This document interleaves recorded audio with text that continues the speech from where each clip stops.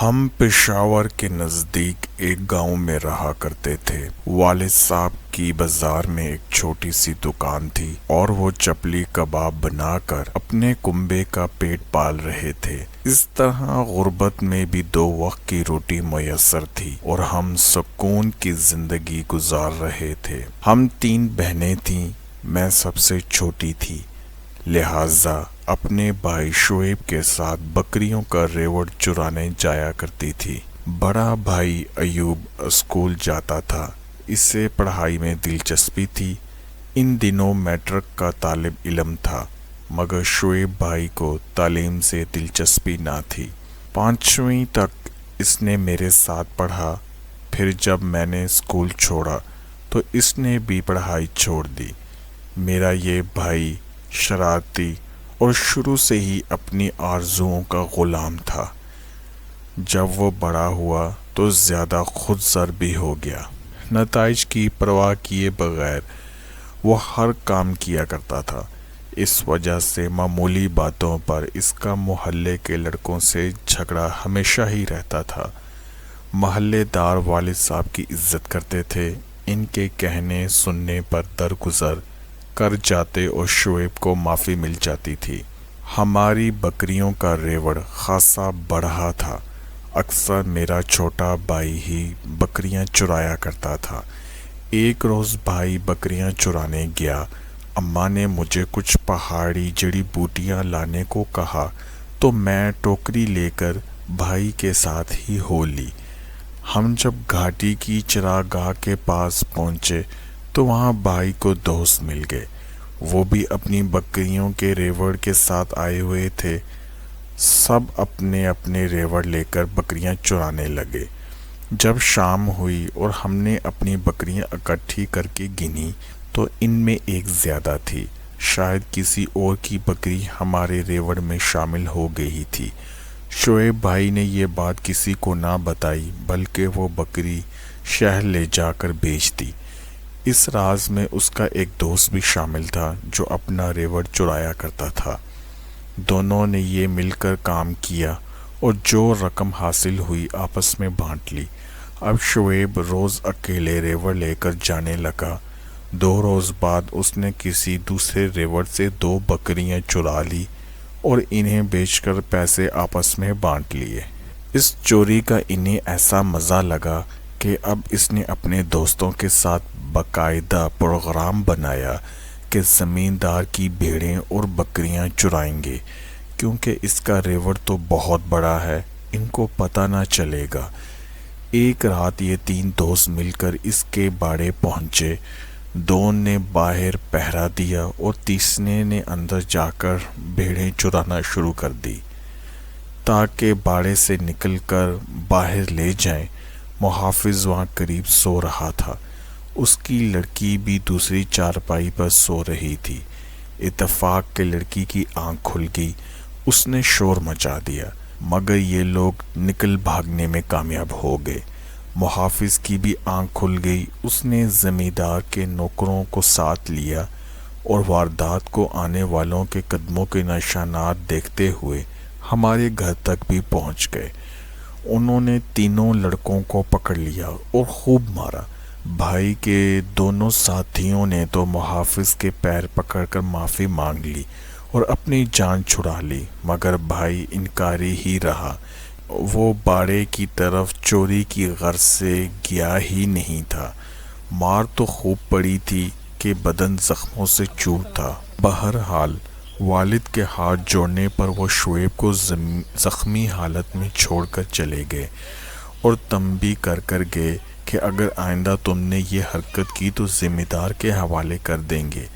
بھائی شعیب کے دل میں اس لڑکی کی طرف سے کینہ پلنے لگا جس نے شور مچا کر ان کو مصیبت میں ڈالا تھا۔ اس نے عہد کر لیا کہ اس لڑکی سے ضرور بدلہ لے گا۔ ایک روز وہ گاؤں کے کنویں پر گیا، وہاں وہ لڑکی پانی بھر رہی تھی۔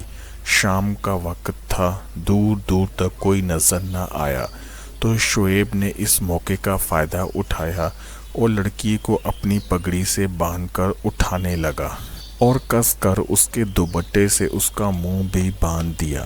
وہ 12 برس کی معصوم سی لڑکی تھی، اس نے ہاتھ جوڑے تو اس کو ترس آ گیا اور اسے نقصان پہنچائے بغیر پہاڑی کی اوٹ سے لا کر واپس کنویں پر چھوڑ دیا۔ لڑکی نے گھر جا کر ماں سے شکایت کی۔ اس کی ماں میری والدہ کے پاس فریاد لے کر آئی۔ ماں باپ شعیب کی حرکتوں سے تنگ تھے، انہوں نے اسے گھر سے نکال دیا۔ وہ ادھر ادھر مارا مارا پھرنے لگا، تبھی اس نے اپنا ٹھکانہ قبرستان میں بنا لیا۔ یہاں اس کے دو چار اس جیسے دوست آ جاتے، یہ دن کو جوا کھیلتے اور رات قبرستان میں مسجد کے پاس سو جاتے۔ جب کھانے کو پیسے نہ ہوں اور کام کرنے کی عادت بھی نہ ہو تو آدمی کیا کرے؟ شعیب کو نئی ترکیب سوجی، وہ قبرستان کا رکھوالا بن گیا۔ لوگوں سے پیسے لے کر ان کے مرحوم رشتہ داروں کی قبریں ٹھیک کر دیتا، اور جب گاؤں میں کوئی میت ہو جاتی تو لوگ قبر کے لیے اس سے رابطہ کرتے، تب یہ کچھ رقم لے کر قبر کے لیے جگہ دے دیتا۔ والد اور بڑے بھائی نے اسے واپس لانے کی بہت کوشش کی مگر اس نے انکار کر دیا۔ ایک دن وہ گاؤں سے قبرستان کی طرف لوٹ رہا تھا۔ اس نے دور سے دیکھا کہ قبرستان میں آگ لگی ہوئی ہے۔ شعیب نے سوچا یہ آگ کسی دشمن نے لگائی ہوگی۔ قریب پہنچا تو آگ اچانک غائب ہو گئی۔ شعیب حیران ہوا کہ یہ کیا ماجرا ہے۔ اس روز پہلی بار اسے تلاوت قرآن پاک کا خیال آیا۔ وہ مضبوط اعصاب کا مالک تھا اور زندگی میں کبھی نہیں ڈرا تھا، مگر وہ تمام شب اس نے ڈرتے ہوئے جاگ کر گزار دی۔ نصف شب کے بعد آنکھ لگی تو خواب میں محافظ کی اسی لڑکی کو دیکھا۔ وہ خواب میں اس سے کہہ رہی تھی کہ تمہاری یہ نیکی تمہارے کام آئی ہے۔ دوسرے روز صبح اس نے اس قبر کو جا کر دیکھا جہاں اسے آگ جلتی دکھائی دی تھی۔ وہ گاؤں کے ایک ایسے شخص کی قبر تھی جو سود کا کاروبار کرتا اور ضرورت مندوں کو سود پر قرضہ دیا کرتا تھا۔ شعیب کے دل میں بڑی دہشت آئی۔ اس کے بعد اس نے قبرستان میں رہنا چھوڑ دیا۔ وہ گھر آ گیا اور اس واقعے کا ذکر والدہ سے کر کے کہا کہ اب مجھے گاؤں میں رہنے اور کھائیوں کی طرف جانے سے خوف آتا ہے۔ میرا جی چاہتا ہے کہ ہم گاؤں چھوڑ کر شہر جا بسیں۔ ایسا فوری طور پر ممکن نہ تھا، لیکن کچھ عرصے بعد ہی ایسے اسباب بن گئے۔ بڑے بھائی نے FA کر لیا تو اسے والد کے دوست کے توسط سے ایک مل میں ملازمت مل گئی۔ ایوب بھائی کو وہاں رہنے کو کوارٹر بھی مل گیا تو بھائی نے مجبور کیا کہ ہم سب وہیں رہائش پذیر ہو جاتے ہیں جہاں یہ شوگر مل واقع تھی۔ والد صاحب بھی غربت کے دیو سے لڑتے لڑتے تھک چکے تھے۔ گاؤں کے ڈھابے پر چپلی کباب کی فروخت سے اتنی آمدن نہیں ہو رہی تھی کہ کچھ رقم پس انداز کر سکتے، اور ایوب بھائی کو بھی یہ اکیلے اتنے دور بھیجنا نہ چاہتے تھے۔ جب کوارٹر ملنے کی خوشخبری سنی تو نقل مکانی پر آمادہ ہو گئے۔ غربت کی زندگی واقعی بڑا عذاب ہوتی ہے۔ ہم مدتوں یہ عذاب برداشت کرتے رہے تھے۔ میں، امی اور بہنیں روکھی سوکھی کھاتے اور اچھے دنوں کی امید میں جی رہے تھے۔ بڑے بھائی کی تو نوکری لگ گئی مگر چھوٹا آوارہ گرد ہو چکا تھا۔ تبھی والد نے سوچا شاید گاؤں چھوڑ دینے سے یہ اپنے جواری اور نکمے دوستوں سے دور جائے تو سدھر جائے گا اور وہاں مل میں ہی کسی کام میں لگ جائے گا تو اس کی زندگی کو بھی سیدھا راستہ مل ہی جائے گا۔ چاہے انسان شہر بدلے یا گاؤں، آوارہ مزاج لوگوں کو ہر جگہ دوست بھی اپنے جیسے ہی مل جاتے ہیں۔ یہاں بھی جو صحبت شعیب کو میسر آئی وہ غنڈوں اور چوروں جواریوں کی ہی تھی۔ ان کے ساتھ رہ کر وہ نشہ بھی کرنے لگا۔ اس کے ساتھ فلمیں دیکھنا سونے پر سہاگا ہو گیا۔ ان غلط قسم کے مشاغل کے لیے جب جیب میں پھوٹی کوڑی نہ ہوتی تو اپنے نئے دوستوں کے ساتھ جو چوریاں کرتے تھے ان کی حرکتوں میں شامل ہو گیا۔ اور چھوٹی موٹی چوریاں کرنے لگا۔ جو رقم ہاتھ آتی وہ نشے، جوئے یا سینما میں اڑا دیتا۔ اس کے دل میں برائی کا کوئی احساس تھا اور نہ اپنے بوڑھے ماں باپ کے دکھوں کا۔ اس کے نزدیک زندگی کا کوئی مقصد نہ تھا، اگر تھا تو بس چھین جھپٹ کر کھانا اور نشے میں ڈوب جانا۔ ماں روتی، بڑا بھائی سمجھاتا تو بڑبڑاتا ہوا گھر سے نکل جاتا، پھر ہفتوں گم رہتا، یہاں تک کہ گھر والے اس کی شکل دیکھنے کو ترس جاتے تھے۔ والد وفات پا گئے تو ایوب بھائی اکیلے ہی غربت کے محاذ پر لڑنے کے لیے رہ گئے۔ وہ ان دنوں گنے کی مل میں کام کر رہے تھے۔ شعیب کبھی کبھی وہاں بھی بڑے بھائی سے پیسے مانگنے چلا جاتا تھا۔ ایک روز وہ ایوب بھائی کے پاس گیا، وہ کام میں مصروف تھے۔ شعیب سے کہا کہ تم کچھ دیر مل میں بیٹھ کر میرا انتظار کرو۔ شعیب جہاں بھائی کے انتظار میں بیٹھا ہوا تھا، سامنے گودام تھا۔ اسے کچھ ایسی اشیاء نظر آئیں جن کو فروخت کر کے خاصی رقم حاصل ہو سکتی تھی۔ اس کے دل میں لالچ آیا کہ کیوں نہ ہاتھ کی صفائی دکھائی جائے، مگر اس وقت وہ اپنے ارادے کو عملی جامہ نہ پہنا سکا۔ اس نے واپس آ کر اپنے قبیل کے دوستوں سے ذکر کیا اور انہوں نے مل کے گودام میں چوری کرنے کا منصوبہ بنا لیا۔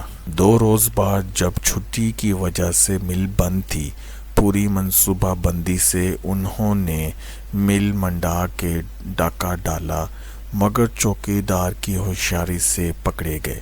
فوراً وہاں موجود دیگر محافظوں نے پولیس کو اطلاع دی۔ یہ تینوں دوست حوالات لے جائے گئے۔ چوری کا سامان انہوں نے دیوار سے دوسری طرف پھینک دیا تھا جہاں ان کے 2 اور ساتھی موجود تھے۔ انہوں نے وہ سامان لے جا کر کہیں چھپا دیا۔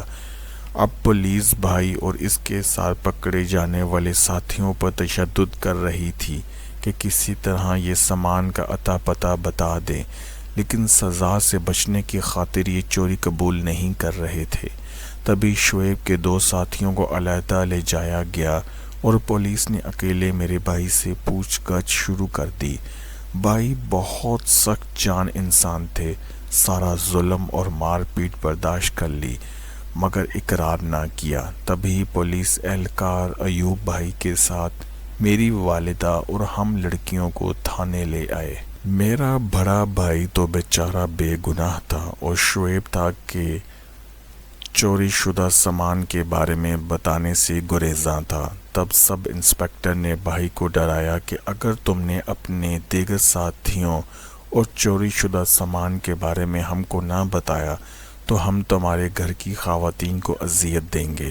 شعیب پھر بھی نہ بولا تو انسپکٹر نے سپاہیوں کو حکم دیا کہ اس کی ماں بہنوں کو اس کے سامنے بے لباس کر دو، جبکہ ہم برقع اوڑھے ہوئے تھیں۔ جب سپاہیوں نے ہمارے برقعوں کی جانب ہاتھ بڑھایا اور نقاب الٹ دیے تو شعیب کا چہرہ زرد ہو گیا اور وہ تھر تھر کانپنے لگا۔ پولیس والے ہمارے ساتھ سختی سے پیش آنے لگے تو بھائی سے برداشت نہ ہوا اور بولا، ان کو چھوڑ دو، میری ماں بہنوں کے سر سے اگر دوپٹہ بھی سرک گیا تو میں تمہارا خون کر دوں گا۔ پولیس والوں کے ہاتھ رک گئے۔ وہ بولے کہ ہماری ان خواتین سے کچھ دشمنی نہیں ہے، ہم بھی ماں اور بہنوں والے ہیں، مگر تم ہم کو ایسا ظلم کرنے پر مجبور کر رہے ہو۔ سیدھی طرح سب کچھ بتا دو تاکہ ہم ان خواتین کو عزت کے ساتھ گھر بھیج دیں۔ تبھی شعیب بھائی نے نہ صرف جرم کا اقرار کیا بلکہ اپنے گروہ کے باقی ساتھیوں کے نام بھی بتا دیے۔ جو سزا میرے بھائی کے نصیب میں تھی انہوں نے کاٹی، لیکن اس کے بعد سے آج تک وہ گھر نہیں لوٹے اور نہ ہی اس نے ہمیں اپنی شکل دکھائی۔ وہ کہتا پھرتا تھا کہ میں اپنے ضمیر سے شرمندہ ہوں، ماں بہنوں کو اب اپنی منحوس صورت نہیں دکھا سکتا۔ اس نے چوری سے بھی توبہ کر لی۔ علاقے کے امام مسجد کے پاس گیا اور کہا کہ سر چھپانے اور پیٹ پالنے کے لیے ٹھکانہ اور مسجد سے وابستہ کوئی کام بتائیے۔ انہوں نے مسجد میں جھاڑو لگانے اور صفائی کا کام دے دیا اور وہاں احاطے میں بنی کوٹھی میں رہنے کو جگہ بھی دے دی۔ جو تبرک وغیرہ لوگوں کے گھر سے آتا یا نظر نیاز کا کھانا دوسرے غریب لوگوں کے ساتھ شعیب بھی کھا کر پیٹ بھر لیتا۔ خدا نے اسے سیدھی اور سچی راہ دکھائی، تبھی اس نے 5 وقت کی نماز کو اپنا وتیرہ بنا لیا، چوری اور برے کاموں سے توبہ کر لی۔ وہ ایک شریف خاندان کا لڑکا تھا، اس کے خون میں شرافت تھی، ضمیر زندہ تھا، تبھی اللہ نے اس بھیانک واقعے کی وجہ سے اس کو سیدھی اور سچی راہ دکھا دی۔ وہ نمازی اور پرہیزگار تو ہو گیا، مگر افسوس پھر کبھی گھر نہ لوٹا اور نہ ہمیں اپنا منہ دکھایا۔ وہ امام صاحب سے کہتا کہ مجھے آج بھی اپنے وجود سے نفرت محسوس ہوتی ہے کہ میرے برے اعمال کی وجہ سے ماں جیسی ہستی اور میری پاک باز بہنوں کو حوالات تک لایا گیا۔ اب میں کس منہ سے گھر جاؤں گا؟